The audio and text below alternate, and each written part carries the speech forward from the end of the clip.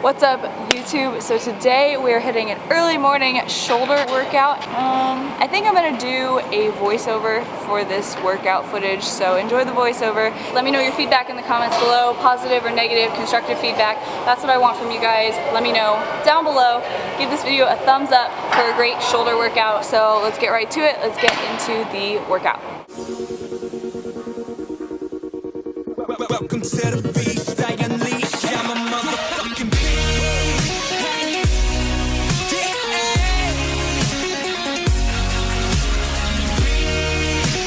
What's up, guys? Welcome to this voiceover for this shoulder workout. It's a nice and quick little shoulder workout. What I'm starting with and what I start every single upper body day with is this rotator cuff warm up routine. So basically what I'm doing here is an internal and external rotation with dumbbells. Pin your elbows to your sides and just swing your wrists outwards and get your shoulder moving. So where I pointed to just there with the dumbbell, that's where you want to start feeling a light burn. Use very light dumbbells for this.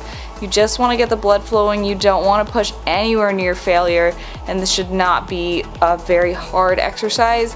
Next, I'm doing an abducted external rotation. I'm keeping my arm up at 90 degrees and then externally rotating from there. This is a great rotator cuff warm up.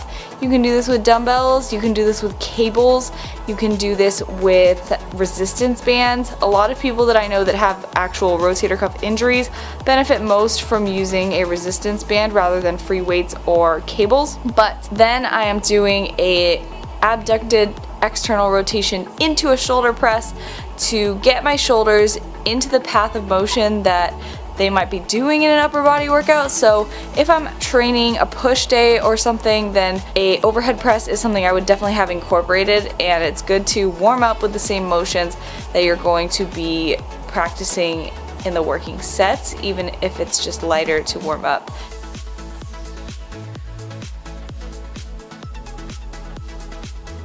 Finished up with some upright rows and then moved into the first exercise. So this is a rear, lateral, and front raise tri-set. And so what a tri-set is it's 3 exercises back to back to back, and it's a rear delt fly, then a lateral raise, and then a front raise. And so here I'm using 5s for all 3 sets, not going any heavier because I want to hone in on my mind-muscle connection and really nail it, guys. So with these rear flies, what I'm doing is I'm keeping my back straight and only moving from the shoulder joint, and I'll get back to that in the next clip. But with these lateral raises, notice how my elbows are staying above my wrists and my elbows are staying below my shoulders. So the elbows are what are leading this movement. I'm not pulling up with my wrist, and you can actually see that I'm turning my pinkies up at the top of the lateral raise. I like to think that I'm holding a pitcher of water and I'm pouring that pitcher at the top of the raise. Same goes for the front raise here. Look at how I'm turning my pinkies up.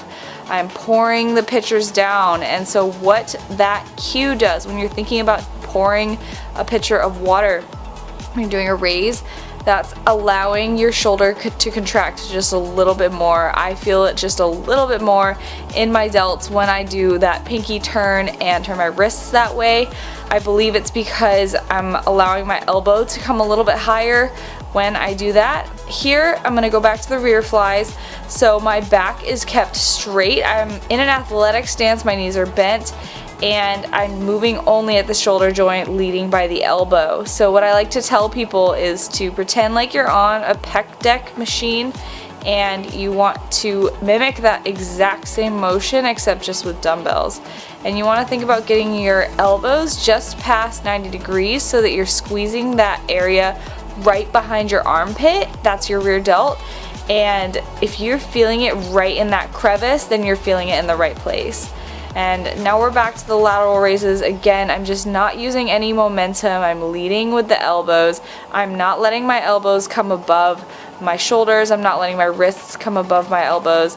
And I'm also not using any momentum. So I'm keeping every other part of my body very tight and stiff and still, so that when I'm raising, it's just from the shoulder joint. I'm initiating from that shoulder joint and bringing the weight up, leading by the elbow. And so again, here with the front raise, not using any momentum, bringing the pinkies up at the top. And this is actually a faster pace than I would have liked to show you guys. I would have liked to show you guys my reps a little bit slower, but today that was my third set, and so I was just feeling good. My mind muscle was feeling good, so I didn't feel the need to slow down the reps. Next, we moved on to a lateral raise machine. So we did 3 sets of 10 to 12 with a drop set on every single set. Here I tried to go a little bit heavier, and the key with this is to, again, not let your elbows come above your shoulders. So with this one, you're really emphasizing pushing up out of that elbow because that's where the pad actually is.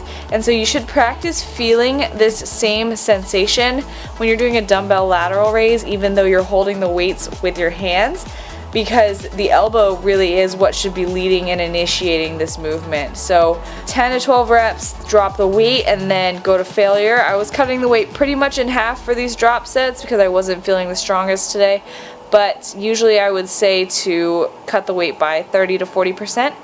Lastly, on the lateral machine, I would say to keep your elbows just a little bit behind you instead of in front of you. I feel that this engages the lateral delt more, especially when you're leaning a little bit forward. So try leaning a little bit forward into the seat so the lateral delt is facing the ceiling just a little bit more, and see how it activates the side delt for you.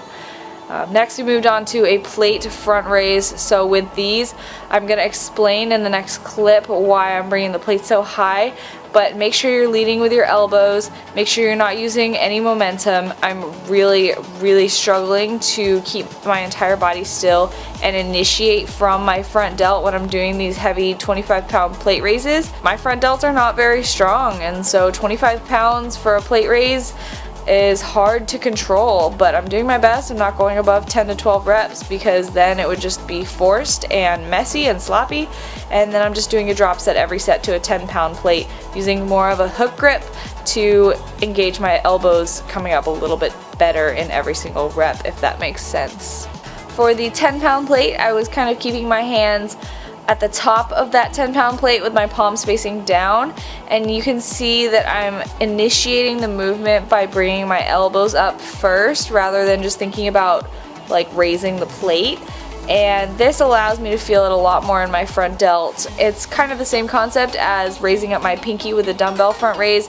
I'm keeping my elbows high and my wrists down in this way, and that's how I got the best activation out of my front delt for plate raises. But at the end of the day, it's going to be what works best for you, not what I'm doing exactly or not what someone else does exactly. So if you're finding good activation with a certain variation or arm angle or something like that, then you should go with it, because if you're feeling it in the right place and you're honing in on that mind-muscle connection, then that's what's going to be the best for growth and development in that muscle area for you. So guys, normally when you see people do raises, a lot of times you'll see people bringing their wrists all the way up here, or they'll do a front raise all the way up like this, and that's incorrect.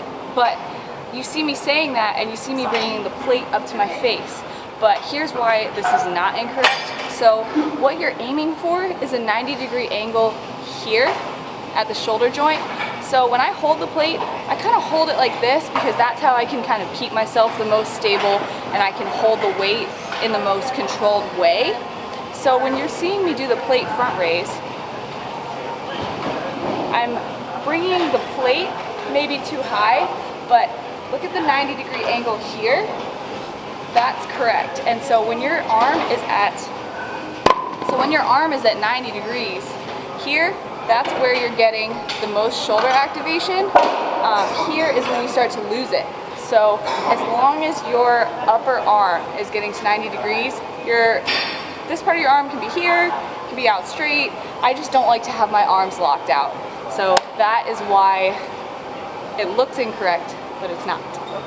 Then we moved on to cable wide grip upright rows. So I'm using a wide grip lat pull down bar here, and I'm holding it right inside the bend. And basically with the wide grip cable upright row, you want to stand very close to the cable so that you're pulling straight up.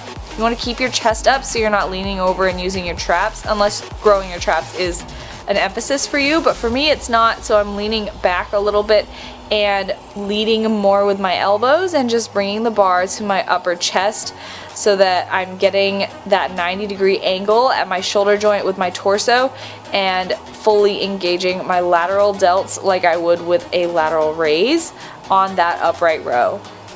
Then we did a superset of standing dumbbell lateral raises with heavier bent arm lateral raises.